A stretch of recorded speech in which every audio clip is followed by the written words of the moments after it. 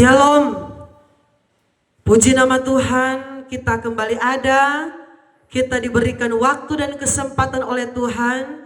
Mari kita pergunakan waktu dan kesempatan yang Tuhan berikan untuk hidup melakukan kehendak Tuhan. Tema firman Tuhan hari ini, saat penentuan. Saat penentuan adalah saat yang sangat menegangkan bagi semua orang percaya. Karena saat penentuan yang disiapkan oleh Yesus Kristus adalah saat di mana akan menentukan sepanjang kehidupan kita ada di dunia, akhir dari perjalanan hidup kita di dunia, apakah Tuhan akan berkata kita akan masuk di sebelah kiri, atau Tuhan akan berkata kita akan masuk di sebelah kanan, saudaraku.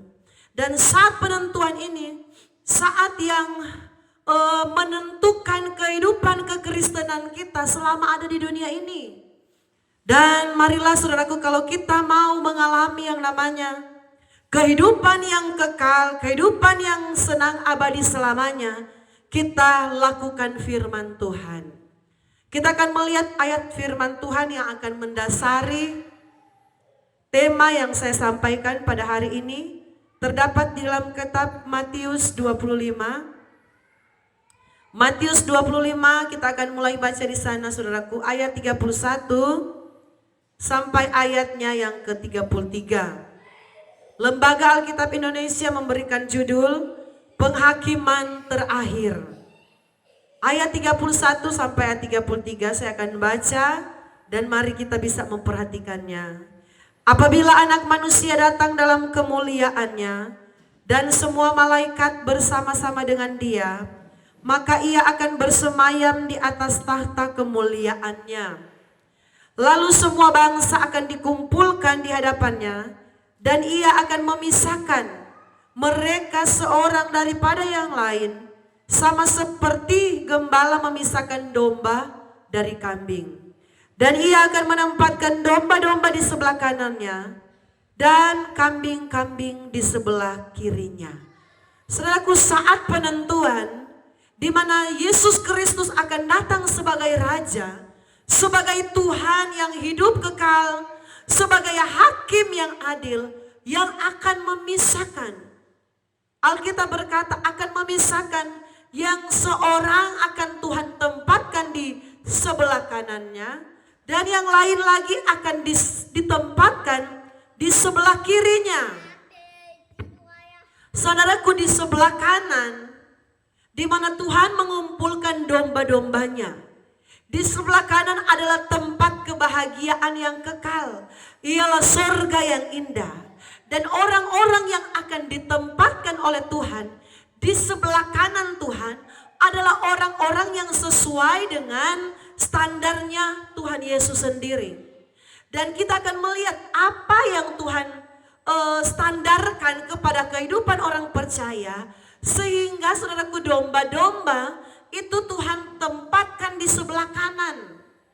Sebelah kanan adalah tempat kemuliaan, tempat kehormatan, berbicara tentang kerajaan surga yang disiapkan Tuhan.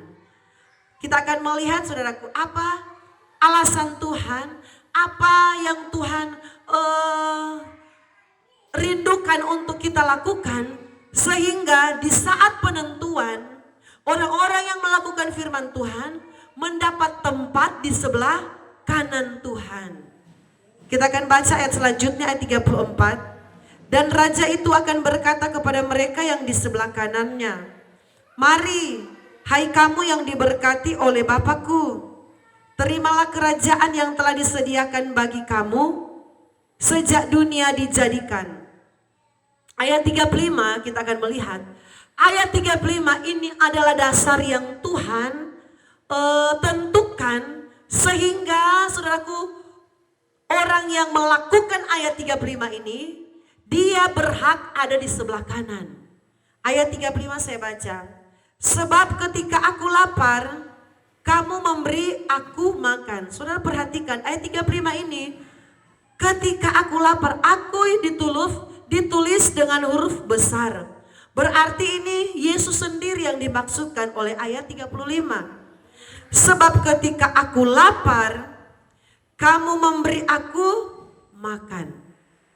Ketika aku haus, kamu memberi aku minum. Ketika aku seorang asing, kamu memberi aku tumpangan. Kita berhenti di ayat 35. Saudaraku, kehidupan kekristenan kita itu harus tercermin dari perbuatan kita setiap hari.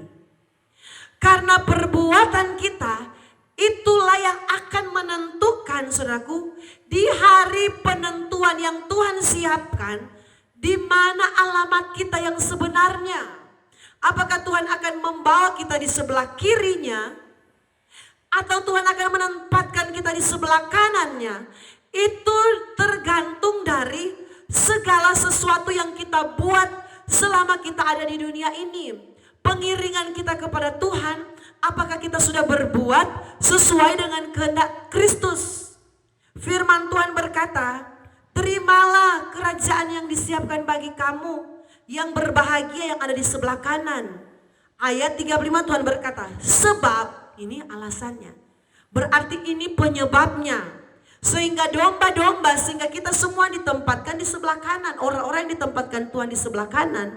Alasan Tuhan apa? Tuhan berkata, ketika aku lapar, engkau memberi aku makan.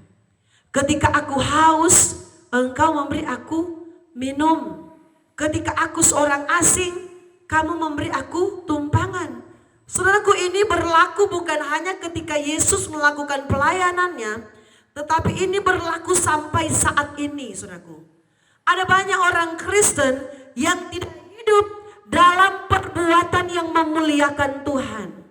Tuhan berkata orang-orang yang ditempatkan di sebelah kanan adalah orang-orang yang hidup dalam perbuatan yang berkenan di hadapan Tuhan. Tuhan bilang, ketika aku lapar, kamu kasih aku makan.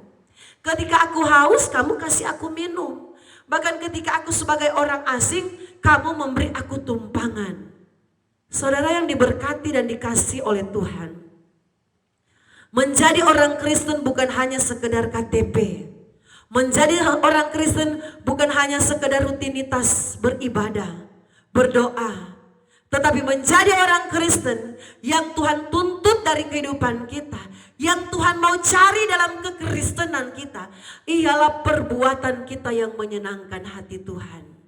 Apakah selama kita dikatakan orang percaya Yesus, selama kita mengiring Tuhan, sudah berapa tahun kita menjadi orang percaya? Sudah berapa tahun kita disebut orang Kristen? Apakah kita sudah hidup dengan perbuatan yang berkenan di hadapan Tuhan, saudaraku? Apakah sudah ada kasih yang kita terapkan dalam hidup kita? Apakah sudah ada tindakan-tindakan yang baik yang kita lakukan selama kita mengikut Tuhan menjadi murid Kristus? Tuhan berkata seperti ini, saudaraku, orang yang ditempatkan di sebelah kanannya. Ayat 36, ketika aku telanjang, kamu memberi aku pakaian. Ketika aku sakit, kamu melawat aku. Ketika aku dalam penjara, kamu mengunjungi aku. Saudaraku, Tuhan bilang, ketika aku sakit, engkau datang melihat aku. Ketika aku dalam penjara, engkau datang mengunjungi aku.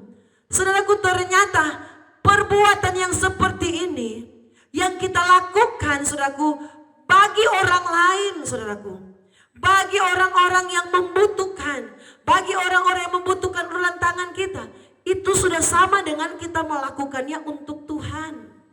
Dan orang yang punya perbuatan benar, orang yang punya perbuatan kasih, mereka layak menerima tempat yang terbaik yang sudah disiapkan oleh Tuhan.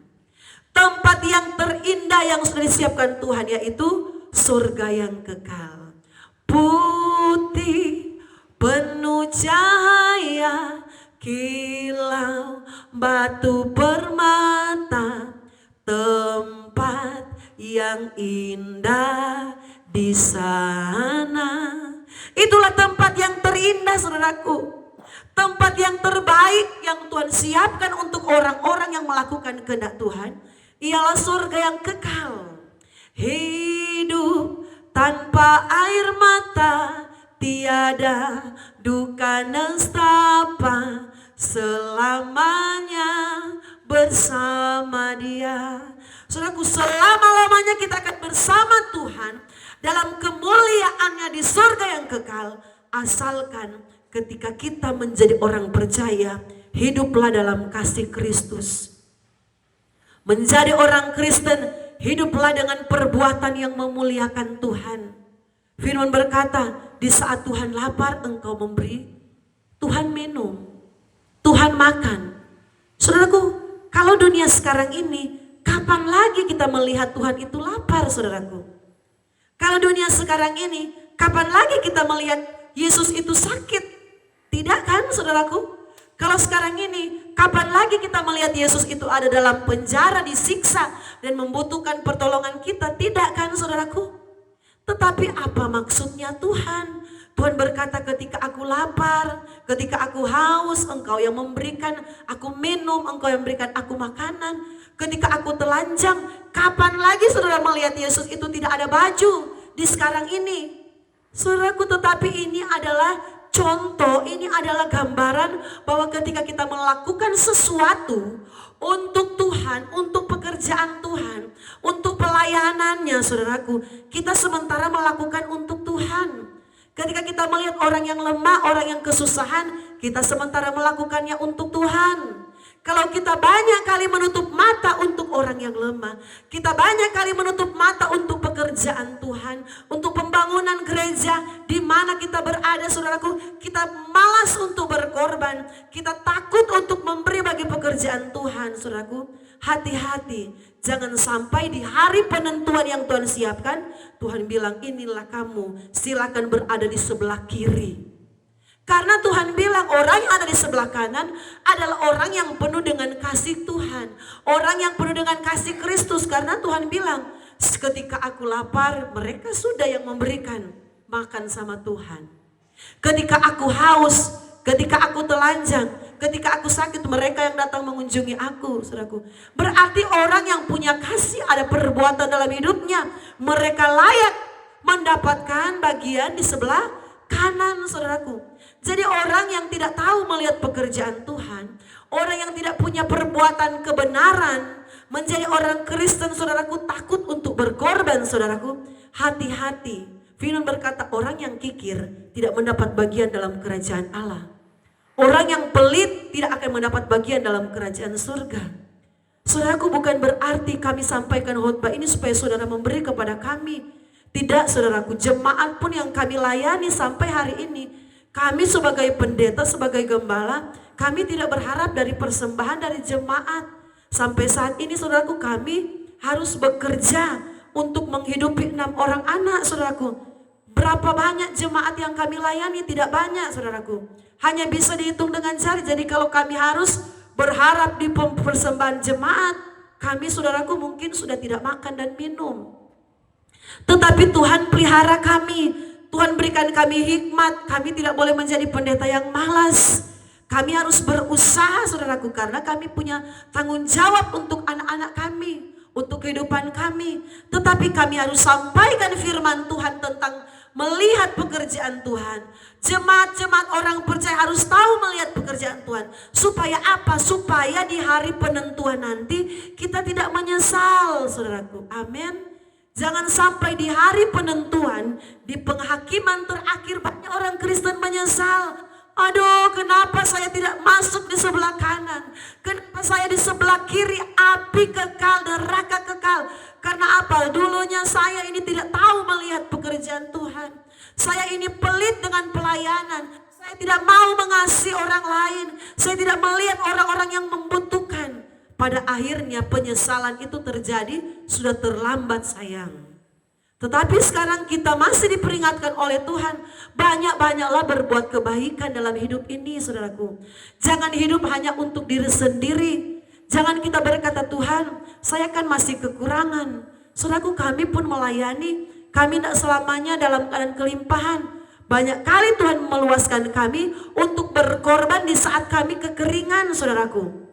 Kami pernah disuruh Tuhan untuk memberi kepada seorang ibu hamba Tuhan. Dan di saat itu kami dalam keadaan kekurangan. Tetapi Tuhan berkata, kamu berikan untuk hamba Tuhan tersebut. Nilainya cukup besar bagi pemandangan kami, saudaraku.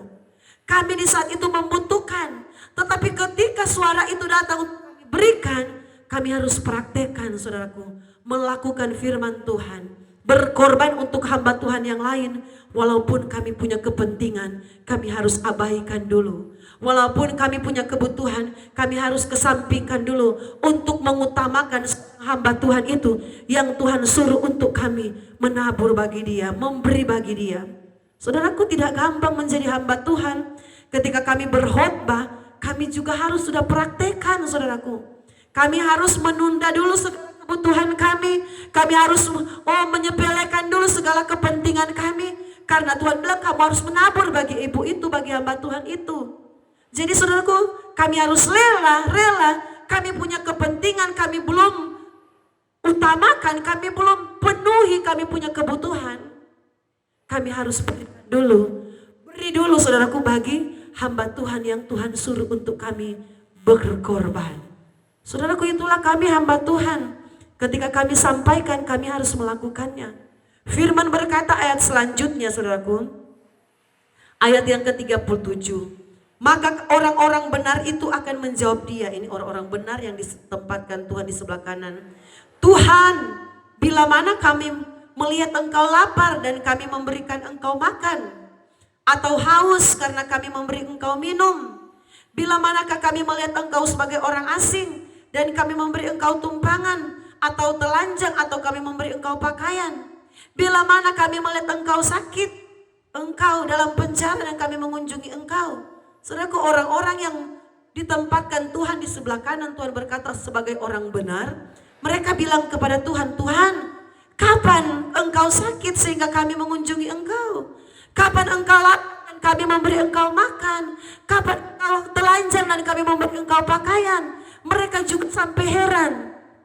Karena bagi pemikiran mereka, kami kan tidak pernah memberikan Yesus minum ketika Yesus haus, ketika Yesus lapar memberikan Yesus itu makan. Tetapi Yesus jelaskan di ayat yang selanjutnya, saudaraku. Ayat yang ke-40.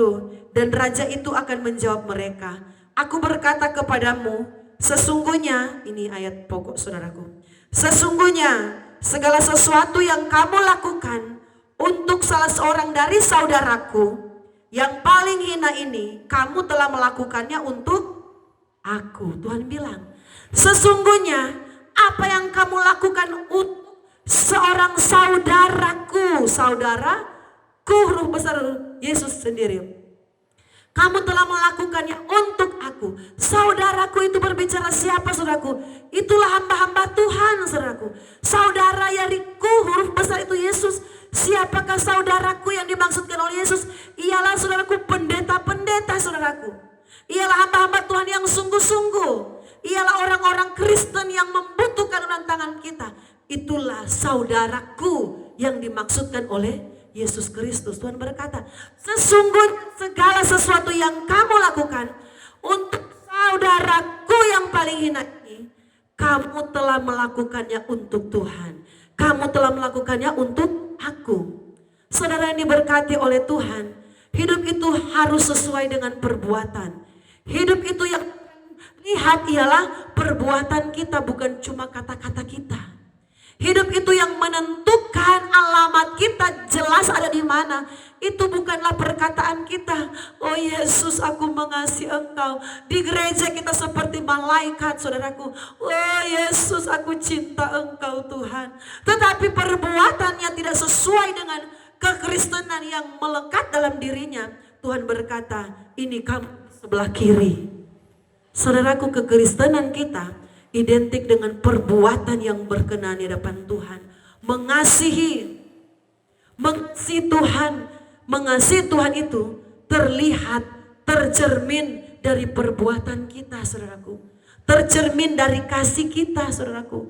Kalau kita tidak mengasihi sesama kita, kalau kita tidak mengasihi pekerjaan Tuhan, kita menutup mata untuk pekerjaan Tuhan, kita menutup mata untuk saudara kita, untuk sesama kita, itu artinya tidak ada kasih Kristus di hidup kita. Tidak ada kasih Tuhan di dalam hidup kita. Kalau kita menutup mata, menutup tangan untuk melihat orang-orang yang ada di sekeliling kita. Dan kita mampu melakukannya. Kita bisa melakukannya, tetapi kita sendiri yang menutup tangan, menutup mata untuk berbuat kebaikan, saudaraku. Salah sendiri kalau Tuhan berkata, ini alamat kamu di sebelah kiri. Alamat kita, saudara yang diberkati oleh Tuhan. Ayat selanjutnya, saudaraku, saya akan baca untuk kita semua, ayat 41.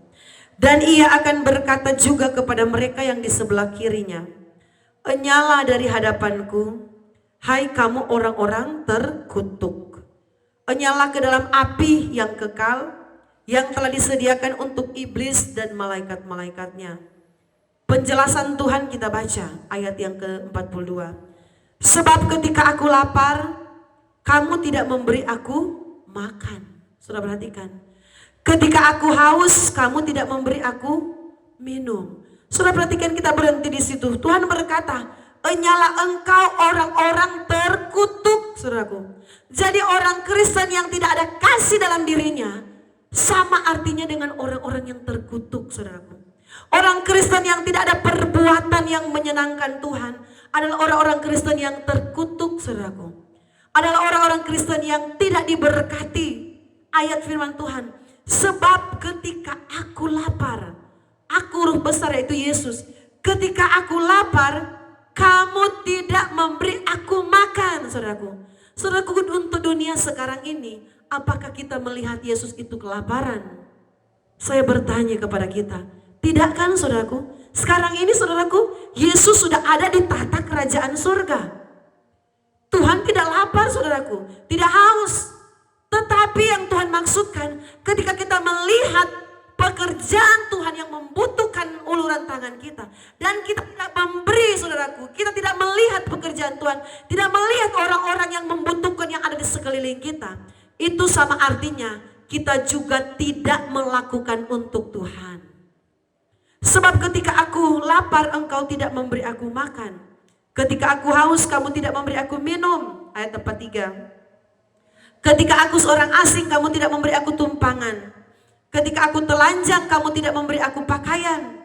Ketika aku sakit dalam penjara, kamu tidak melawat aku. Saudaraku, ini yang Tuhan maksudkan. Hidup kita ini harus hidup dalam perbuatan yang memuliakan Tuhan. Ayatnya yang selanjutnya, ayat 44. Lalu mereka pun akan menjawab dia.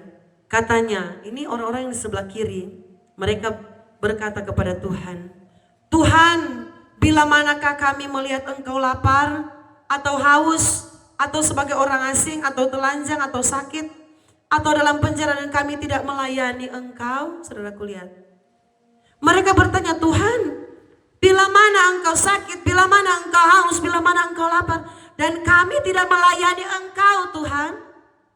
Tuhan berkata, ayat 45, maka ia akan menjawab engkau, aku berkata kepadamu, sesungguhnya segala sesuatu yang tidak kamu lakukan untuk salah seorang dari yang paling hina ini, kamu tidak melakukannya juga untuk aku. Tuhan berkata, kalau kamu tidak melakukan untuk salah seorang yang paling hina ini, apa yang kamu tidak lakukan untuk pekerjaan Tuhan, apa yang tidak kamu lakukan untuk orang-orang yang membutuhkan, kamu tidak juga lakukan untuk Yesus.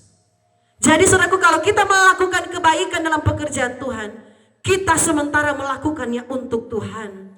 Dan kita sementara mempermuliakan Tuhan. Dan di hari penentuan Tuhan, saya percaya orang-orang yang berbuat kebaikan, yang tidak menutup mata untuk pekerjaan Tuhan, yang tidak menutup mata untuk Tuhan, dia berhak menerima kerajaan surga yang kekal. Tuhan akan tempatkan dia di sebelah kanan Tuhan. Karena apa? Karena dia ada perbuatan yang menyenangkan Tuhan. Orang Kristen banyak kali tidak mengucap syukur. Dia sudah diselamatkan oleh Tuhan. Tuhan sudah selamatkan kita. Tuhan sudah merdekakan kita. Dia sudah disalib untuk dosa-dosa kita. Tetapi untuk timbal balik ucapan syukur kita kepada Tuhan, nggak ada yang kita buat.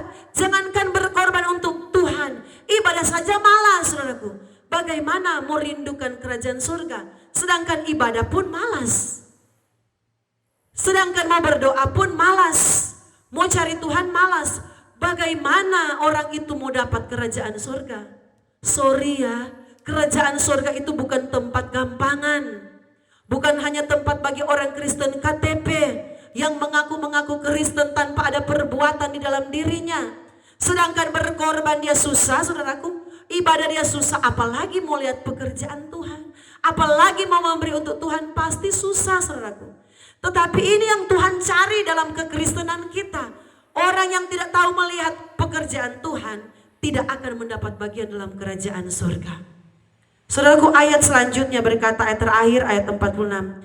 Dan mereka itu akan masuk ke tempat siksaan yang kekal, tetapi orang benar ke dalam hidup yang kekal. Saudaraku, jangan anggap enteng ketika kita tidak melihat pekerjaan Tuhan, kita sementara tidak melihat Tuhan, saudaraku.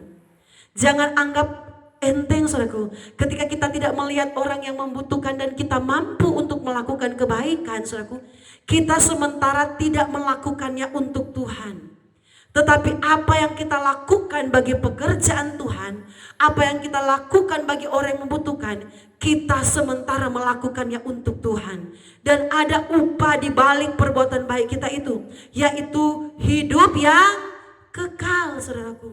Sayang sekali kalau Tuhan berkata, ketika aku lapar engkau tidak memberi aku makan, ketika aku haus engkau tidak memberikan aku minum. Dan pada akhirnya Tuhan berkata, inilah tempat yang cocok bagimu, yaitu neraka yang kekal, api yang tidak terpadamkan.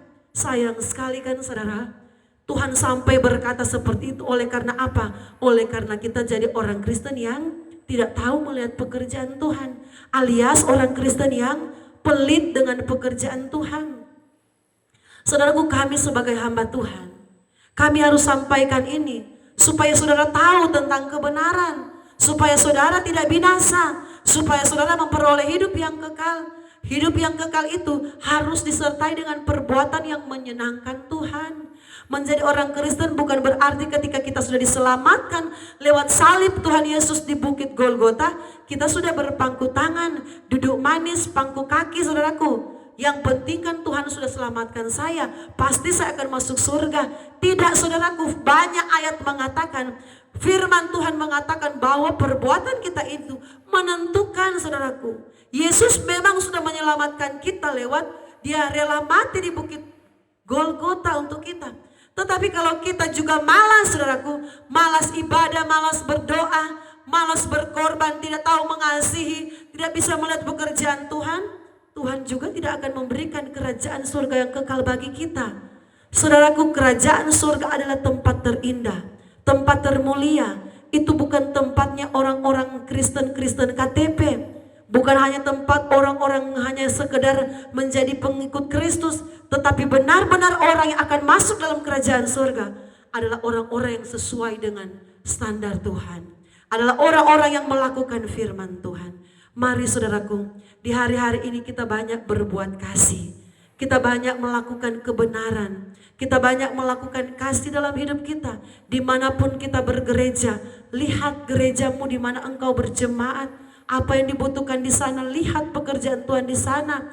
Kalau ada orang-orang di sekeliling kita yang membutuhkan, jangan menutup mata melihat orang-orang di sekeliling kita yang membutuhkan uluran tanganmu. Apa yang kau bisa lakukan walaupun itu kecil, belajar lakukan dengan segenap hati, dengan tulus hati. Maka Yesus yang ada dalam kerajaan surga akan memberikan hidup yang kekal menjadi bagian kita semua. Mari kita berdoa. Terima kasih Tuhan Yesus yang baik.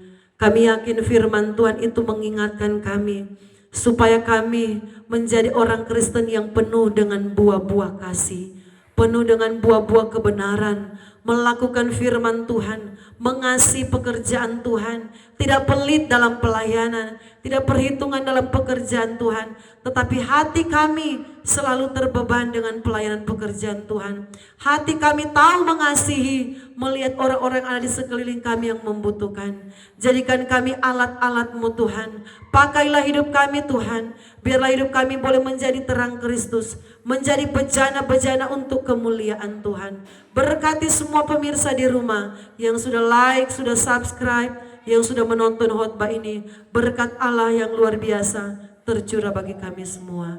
Dalam nama Yesus Kristus, Tuhan Juru Selamat kami yang hidup. Haleluya. Amin.